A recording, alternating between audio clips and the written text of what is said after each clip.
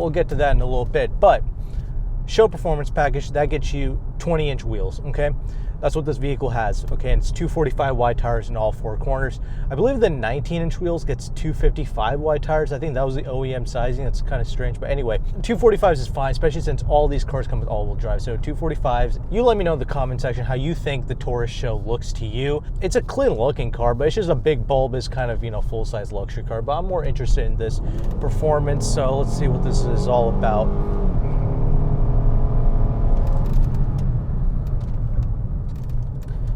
All right, so let's talk about it. The main reason why you want to purchase this car, 3.5 liter Ecoboost V6 with twin turbos, produces 365 horsepower, 350 pounds-feet of torque. You can't put regular fuel in it, but this thing, 128,000 miles actually. You might want to put premium fuel in it because that's what they recommend, but also direct injection, that's kind of what you want to do with this. I'll launch the car a little bit more here, but also this car gets a few other goodies, you know, not just with the 20-inch wheels, but you also get sport pads as well, like upgraded brake pads for the SHO performance package. 6-speed automatic.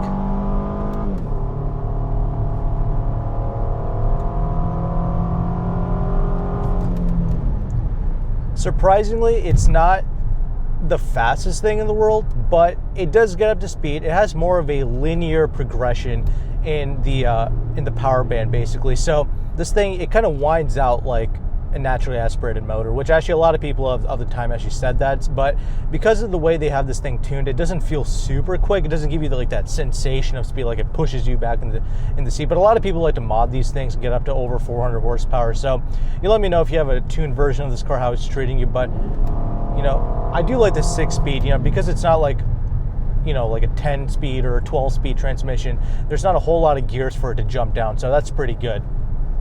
And that's in the normal mode, mind you. So I don't really mind that. There's a slight lag, don't get me wrong, but it's still not a big deal. It's not a deterring factor for me. But if you're looking for a vehicle that gives you like this unbelievable sensation of speed, that is not this vehicle.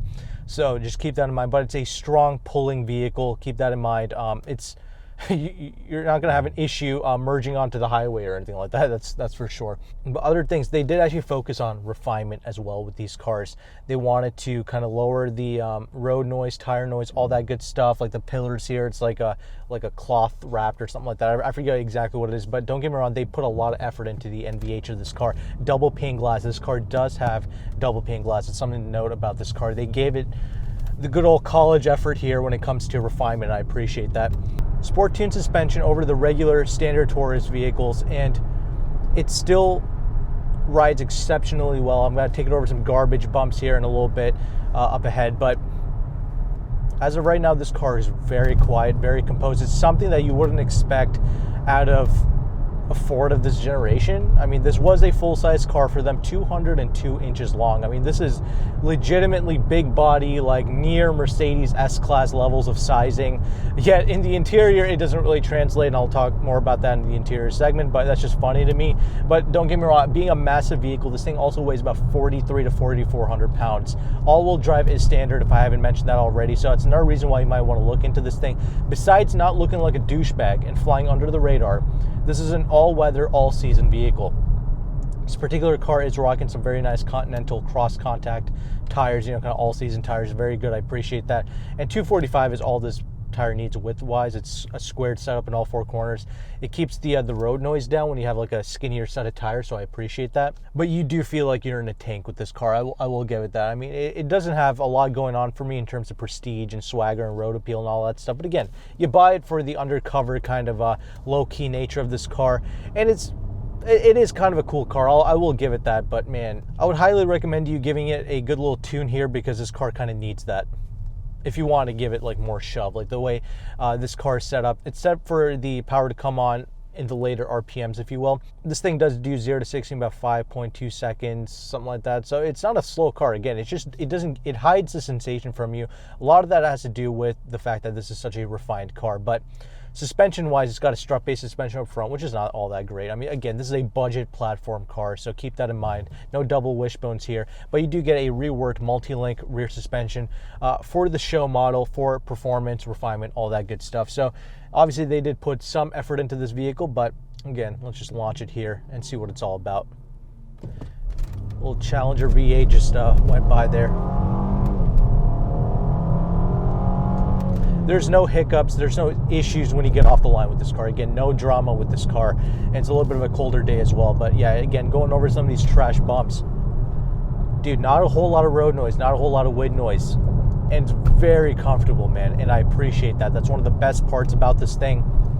You can absolutely daily drive this car, fly under the radar, drive really quick. People think you're an undercover cop. It's fantastic.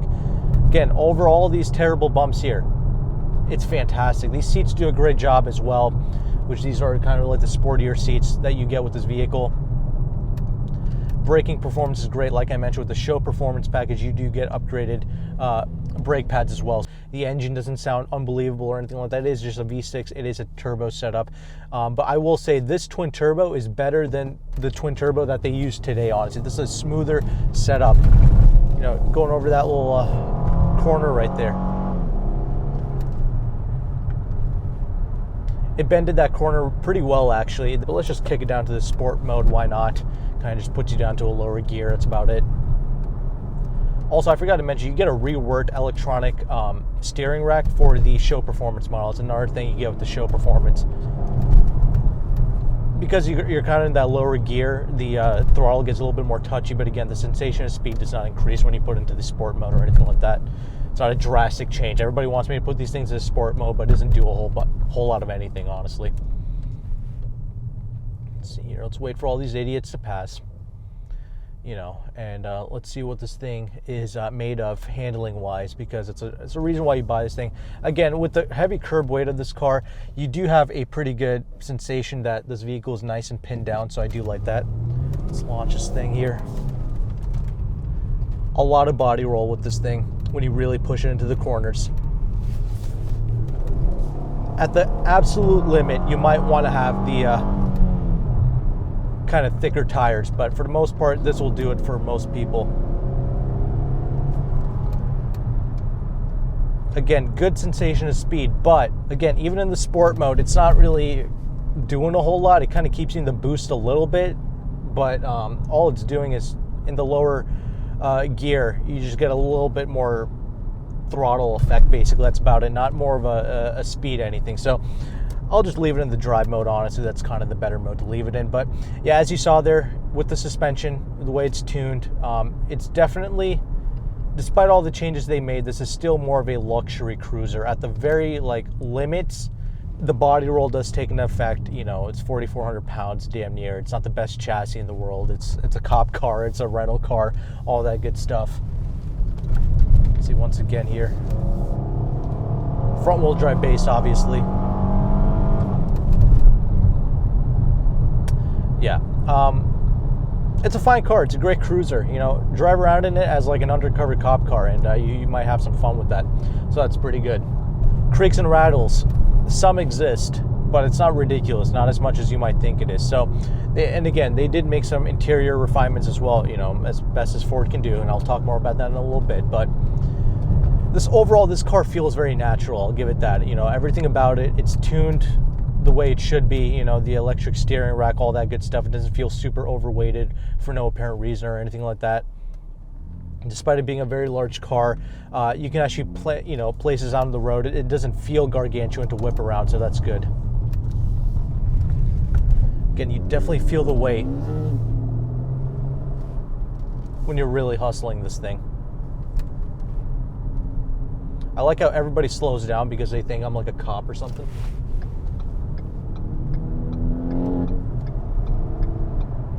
Oh my god, I want to kill this freaking turn signal. This turning signal is trash. Is there a bunch of turbo lag with this car? Not really. It's just a slight delay from the transmission, but it's not bad overall. Again, it feels very much naturally aspirated. It's more so of a smooth engine. I appreciate this V6 being smooth. Everything about this is smooth. I noticed some clunkiness with the newer EcoBoost models, like the Raptors, the Ford Explorer STs. I noticed some clunkiness with those vehicles. This one, not as much. It's a very smooth experience, and I appreciate it for those reasons, but this is not going to set your world on fire. Okay, understand that. Unless you tune it, unless you go crazy with this thing, this is not going to be like some unbelievable driving experience for most people. It feels like a traditional luxury car in terms of driving experience, honestly. But you do feel very safe in this car. It's very large. It's you feel secure in this thing. You feel like this thing is damn near bulletproof, so that's a cool sensation.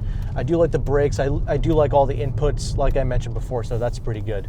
Now, before we get into that interior segment, there's a few little things to talk about with this car. So, other options you could honestly consider for this price range. You know, the biggest advantage that this thing has going for it is the all-wheel drive. The fact that that's standard on a SHO model, I really like that. Other cars to consider within the Taurus lineup. So you can also get a naturally aspirated V6 with all-wheel drive as well. So that's pretty cool. Again, the all-wheel drive theme is great, but there was also the 4-cylinder EcoBoost. I would never recommend anybody getting that, but that only came in front-wheel drive. So definitely, if you're going to look at the Taurus models, get the V6 models, but obviously everybody's interested in the SHO. SHO's fine, it's cool, but again, not my cup of tea for a lot of reasons. The way it looks, there's really nothing about it that screams that it's special. But that's, again, I keep reiterating, that's why people want these things. So let's hop into the interior. Well, we're already stopped. We're already in the interior. Park it. Physical kind of parking brake, foot operated. There's that.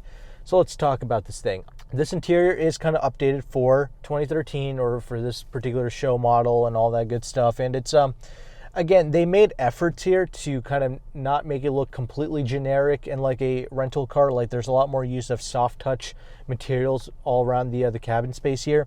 And the seats are fantastic. These are some excellent seats. They age extremely well. It's a very similar type of seat that you get with the newer ST products or the, performance Ford products. So that's pretty good. They've aged decently well, so I don't mind that. And it's very comfortable. Again, it's a non-fatiguing car. You can do a lot of miles with this thing. That's the best part about this car.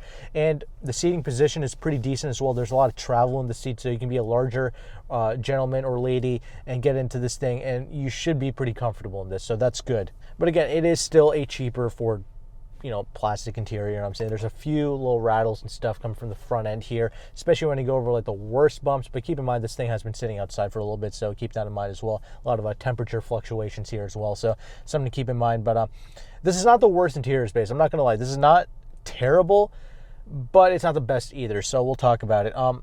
Again, you got some leather treatments here. You got one-touch automatic windows for the front two windows here, not for the rear, but it is double pane glass like I mentioned.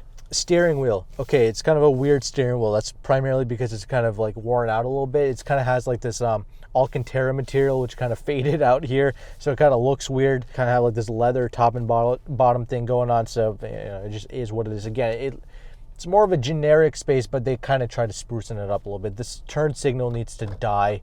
This is the worst thing ever. Automatic headlights. That's pretty good. I always like to see that in a vehicle. Again, not the fanciest thing in the world. But let's talk about the center stack here. So what they did was they have like this piano black plastic thing in the middle, which I don't really like, but it hasn't aged terrible, so I don't mind that. You could clean that up a little bit, but this is cumbersome to use. But I will say this actually, it does look pretty good. This screen looks better than today's Ford Sync setup. Like, today's Ford Sync looks like something of this era, whereas this looks like a new screen. This looks like the new kind of Jaguar Land Rover screens, but it's so slow to react, and it's just, it's kind of cumbersome, kind of distracting. It's kind of small and scrunched up. You really got to study this well to be able to kind of maneuver around it. But there's a lot of features with this car. Heated and cooled seats, heated steering wheel, all that stuff is here, but it's all accessed through the screen only.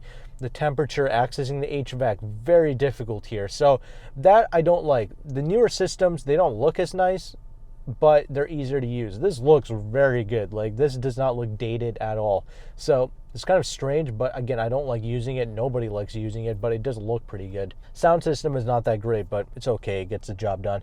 The center gauge cluster here is interesting. There's not so much of a tachometer here. Well, there is, but it's a digital one. Revs out to about 6,500 RPMs. But you got this big old speedometer here in the middle. And again, this thing has done about 128,000 miles. It's only got 140 miles per hour on the dash here. Twin Turbo V6 with all this power should at least do 160 miles an hour, but I guess it's not that important, is it? They always tout that this thing can get, it's like V8 power with V6 fuel economy, honestly.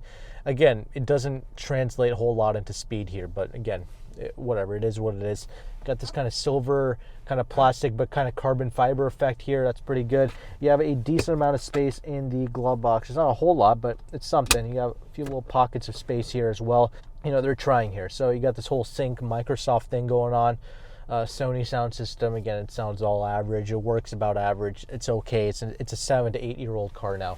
You know, what are you going to do about it? The glove box has a bit of space, and I do appreciate that. But here's the thing. Also, no sunroof here. It kind of helps with the rigidity of this car. I actually kind of like that. But anyway, this is a 202-inch long car, but there's not a whole lot of space with this vehicle, both for the passenger side. Like the driver's seat has pretty good adjustability. I like that. But the rear seats, there's not a whole lot of space back there. They use this as a cop car, but I don't, this is like, it's really difficult to like fit people in the back there. So that's kind of interesting to me. It's not a plethora of space. Again, I fit, but you know, for people who are like 6 feet and over, it's going to be a little bit more difficult for them to get back there. So it's something to keep in mind. Also for this passenger seat as well here. So again, but you can fold down those seats, and the trunk is so stupid large, man. So much space in the trunk. Love it. There's no spare tire, but it's a huge trunk space.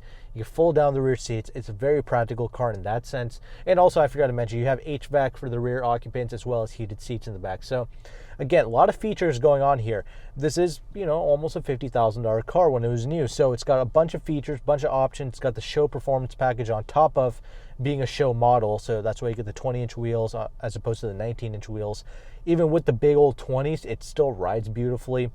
And it's a pleasurable car to drive in the sense that it's low-key, nobody pays attention to you, and it's relatively quick for what it is, and it's a smooth operating vehicle. So there is that. So if you're a fan of the Ford brand, fan of the SHO models of the past or of this model, you know, do yourself a favor, get it, but get it with the warranty. I like the price point that this is at, $11,000. That's pretty good. I appreciate that. But again, get it with the warranty, especially with this mileage. Put premium fuel in it.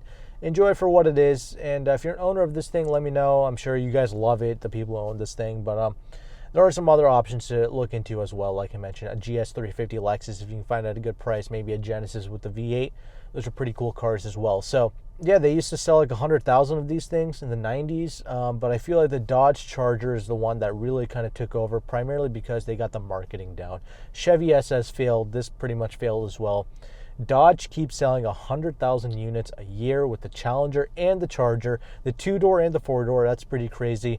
And they don't even offer all-wheel drive. So that's pretty crazy. Well, they do in the V6, but you know, I think the marketing is what kind of solidified them, but also they kind of look cooler as well. So, and they offer big flashy colors, and you kind of get a low key in black as well if you wanted to. But again, that's got nothing to do with this car. Well, it does, but it doesn't. So let me know in the comment section.